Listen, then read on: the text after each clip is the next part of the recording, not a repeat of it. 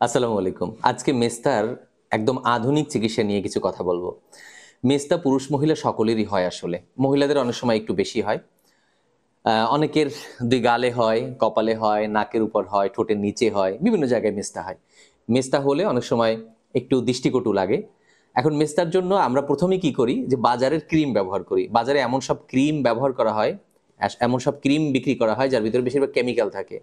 Bleaching কিছু agent থাকে, bleaching উপাদান থাকে যে উপাদানগুলো ত্বককে পাতলা করে ফেলে এবং ক্ষতি করে। ভবিষ্যতে ত্বকের ক্যান্সার হওয়ার চান্স বেড়ে যায়। হ্যাঁ? ১ম অবস্থায় মনে হবে মেস্তা চলে গেছে, আবার পরে ঝামেলা হবে। তাই ১ম সতর্ক করি যে মেস্তা হলে বাজারের কোনো ক্রিম ব্যবহার করা যাবে না। ঠিক আছে? মেস্তা কেন হয় এটা একটু বলি। অনেকগুলো কারণে হতে পারে। একদম প্রধান আমার কাছে মনে হয়েছে যে বংশগত কারণ।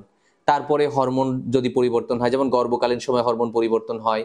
মহিলারা যখন বার্থ কন্ট্রোল পিল মানে জন্ম নিয়ন্ত্রণের যে পিলগুলো আছে ব্যবহার করে অথবা ইনজেকশন ব্যবহার করে তখন হতে পারে। আ এরপরে যে রোদে যখন যায়, রোদে এটা একটা খুব গুরুত্বপূর্ণ ইস্যু। খুব গুরুত্বপূর্ণ। রোদের অতি বেগুনি রশ্মি যেটা আছে এটার জন্যও কিন্তু হয়। এটা মাথার মধ্যে রাখবেন।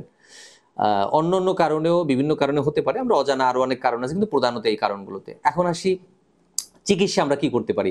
আমি ১ম এই কিন্তু একটা শব্দ ব্যবহার করছি যে একদম আধুনিক একটা চিকিৎসার কথা বলব। একদম অত্যাধুনিক চিকিৎসা। চিকিৎসার সাথে আমরা ন্যাচারাল আয়ুর্বেদিক ইউনানি মেডিসিনের কথাও বলব। হ্যাঁ? যেহেতু আমি একজন চিকিৎসক আমি এটাও বলব। একদম, একদম আধুনিক চিকিৎসাটা হচ্ছে কেমিক্যাল পিলিং। তো এখানে কেমিক্যাল পিলিংটা একজন বিশেষজ্ঞ ডাক্তারের অধীনে করতে হয়। এখানে কিছু কেমিক্যাল ব্যবহার করা হয় ত্বকের উপরে। এটা এমনি ব্যবহার করা যায় না, যেকোনো মানুষ ব্যবহার করতে পারে না। এটা লেজার অ্যাস্থেটিক যে সেন্টারগুলো আছে, হ্যাঁ? এই সেন্টারে ব্যবহার করতে হয়। এছাড়া আমরা কিছু ডার্মা পেন ইউজ করি। হ্যাঁ? ডার্মা পেনের দ্বারা কি হয়? এখানে যখন ডার্মা পেনগুলো ব্যবহার করা হয় বা মেস্তার উপরে যখন ব্যবহার করা হয়, তখন এটা এই যে মানে স্কিন সারফেসের উপরে ইনজুরড হয় এবং একটা হিলিং প্রক্রিয়া তৈরি হয়। এখানে আরো কিছু মেডিসিনও ব্যবহার করা হয় তখন। এই পেনগুলো মাইক্রো নিডল ব্যবহার করা হয়, কোনো ব্যথা পাওয়া যায় না। এখানে আ একটা ইনস্ট্যান্ট রেজাল্ট পাওয়া যায় তখন। তখন একটা ন্যাচারাল হিলিং প্রক্রিয়া তৈরি হয় এবং এখানে যে কোলাজেন আছে এটার প্রোডাকশনটা বেড়ে যায়। এটা হলো আ আ যে আপনার ডার্মা পেন ইউজ করার ফলে হয়। এটা একটা খুব ভালো মেস্তার জন্য চিকিৎসা। লেজার চিকিৎসাটাও খুব ভালো। লেজার চিকিৎসার জন্য এক্সপার্ট হতে হয়, প্রশিক্ষণ নিতে হয় লেজারের উপরে। তারপরে আমরা লেজার চিকিৎসায় ভালো রেজাল্ট পাই এবং আমি এই প্র্যাকটিসটা করি, লেজার এবং ডার্মা পেন এগুলো প্র্যাকটিস করি। এছাড়া আপনার আরেকটা হলো এই ২ টাই প্রধান কেমিক্যাল পিলিং, তারপর হচ্ছে লেজার আর আরেকটা হচ্ছে ডার্মা পেন। এছাড়া আরেকটা হচ্ছে কার্বন লেজার যেটাকে আমরা বলি বা হলিউড পিল। এটা হচ্ছে যখন আপনি ভালোর দিকে যাবেন ইনস্ট্যান্ট গ্লো আনার জন্য তখন কার্বন জেল ব্যবহার করা হয়। তো এই চোখ বাদ দিয়ে, নাকের ছিদ্র, মুখ বাদ দিয়ে কার্বন জেল ব্যবহার করে ঘষে, ঘষে শুকিয়ে ফেলা হয়। হ্যাঁ? তারপর লেজারের মাধ্যমে বিশেষ প্রক্রিয়ায় অ্যা এটা উঠিয়ে ফেলা হয় আবার। হ্যাঁ? তো এই লেজার পিলের মাধ্যমে মানে সরি লেজার পিল না, এটা আসলে লেজার আ মানে এটাকে আমরা বলতে পারি যে কার্বন লেজার। এটা হলিউড লেজারও বলা হয়। কারণ হলিউডে যারা যারা অ্যাক্টরস আছেন তারা এটা ব্যবহার করতেন বলে এটা এরকম ব্যবহার করা হয়। আর অয়েলি স্কিন যাদের তাদের ভালো কাজ করে। আর এই যে কার্বন যে লেজারটা আছে, কার্বন লেজারটা যাদের ব্রণ আছে তাদের জন্য খুব ভালো কাজ করে। সাথে, সাথে মেস্তার পেশেন্টদেরকেও ভালো কাজ করে। খুব ভালো একটা গ্লো পাওয়া যায়। এগুলো একটা সেশনে হয় না, কয়েকটা সেশন ব্যবহার করতে হয়। হ্যাঁ? আমরা দেখেছি বেশ সুন্দর একটা রেজাল্ট চলে আসে। সাথে, সাথে খাওয়ার কিছু মেডিসিন ব্যবহার করতে বলা হয়।